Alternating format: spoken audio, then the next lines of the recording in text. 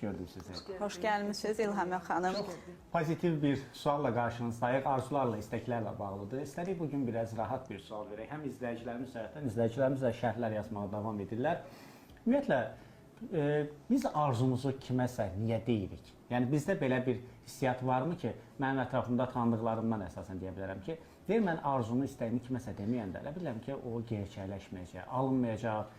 Bunu kiməsə deməliyəm ki, mən həm ondan motivasiya alım, o insan məni biraz məcbur eləsin ki, sən bunu istəyirdin, niyə bunun arxasınca getmirsən və s. bu şəkildə. Yəni, bir-birimizdən arzu və istəklərimizi soruşmaq insani münasibətlərdə nə dərəcədə düzgündür? Bəli, çox maraqlı bir mövzumuz var. Doğrudan da insan özünün əhəmiyyətli və dəyərli olduğunu, ən birinci insanın içindəki o tələbat budur, psixoloji tərəfdən ki, özünün dəyərli və lazımlı olduğunu hər zaman hiss edilmək istəyir. Ona görə də insana xasdır ki, ondan bir maraqlansınlar, soruşsunlar, sənin arzun nədir, istəyin nədir, yəni bu sırf psixoloji nüansdır. Amma digər bu motivasyon yönündə ondan arzularının soruşulması məsələsi sırf şəxsi individuallığa qalan bir məsələdir.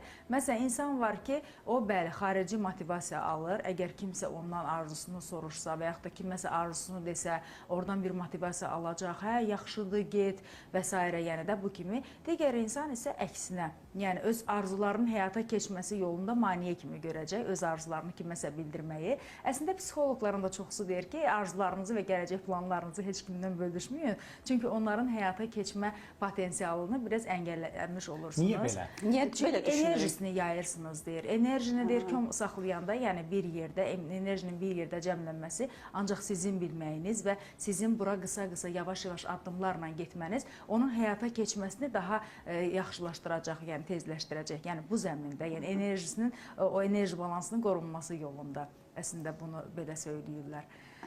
Və təbii ki də ki, dediyim kimi individuallığa bağlı olan bir məsələdir sizin sualınız. Maraqlı bir nöqtəyə toxundunuz.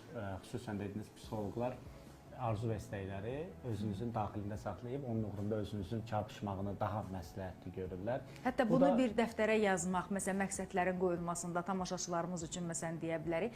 Əgər kiminsə bir arzusu varsa, bunu qısa bir texnik olaraq deyim tamaşaçılarımız üçün. İlk olaraq mən nə istəyirəm? Bu konkret və net olaraq insan bunu dərk etməlidir ki, mən nə istəyirəm? Arzumun adı nədir? Mənim istəyim nədir? Yəni bu birinci məsələ. İkincisi, mənim bu arzumu həyata keçirmək üçün mənə nə qədər vəsait lazımdır? Maddi tərəfdən və yaxud da ki, özümü inkişaf etdirmək yolunda. Tutaq ki, mənim arzum hansısa bir ölkəyə səyahət eləməkdir, məsəl üçün. Və mən bu ölkəyə səyahət eləmək üçün nə qədər, tutaq ki, vəsait mənə lazımdır? Bunları yazıram. Yəni, konkret şəkildə bunlar hamısı yazılmalıdır. Digər məsələ, mənəvi, maddi, mənəvi tərəflər ki, məsələn, bunun üçün mənim özümdən nə tələb olunur? Hansı inkişaf, özümü hansı yöndə inkişaf etdirməliyəm? Məsələn, ən azı bir dil biliklərinə sahib olmaq və s. Digər məqsəd, yəni üçüncü mərhələdə isə artıq bunun hansı zamanda başa gəlməsini, yəni insan konkret olaraq qoyur. Məsələn, konkret filan tarixdə və bir də ki, bu mənə nə verəcək? Yəni, bu çox önəmlidir arzuların həyata keçirilməsində. Məhz bizim arzularımızın həyata keçməməsinin bir səbəbi də odur ki, biz əslində arzularımızı bilmirik və arzularımızı doğrudan da bizə lazımlıdır bu arzu mənim üçün. Çünki şuuraltı həll eləyirək onu. Əgər şuuraltı səviyyəsində hər hansısa bir maneələr olarsa, mənim arzumu əngəlləyən, doğrudan mən real olaraq bunu istəyirəm, amma şuuraltıda bu arzumun həyata keçməsini əngəlləyən bir sıra şeylər var, onda olmayacaq. Yəni, bu əngəlləri keçdikdən sonra və doğrudan da bu arzu mənə nə verəcək və bir də ki, sosiumla əlaqələndirmək lazımdır. Mənim bu arzumun həyata keçirilməsi cəmiyyət üçün nə qədər faydalıdır. Yəni, görürsünüz, kainat, yəni aləmin qanunları necə işləyir. Biz mütləq ətrafa da öz arzumuzdan, öz enerjimizdən bir pay verməliyik ki, dünyamız daha da gözəlləşsin. Mən öz arzularım üçün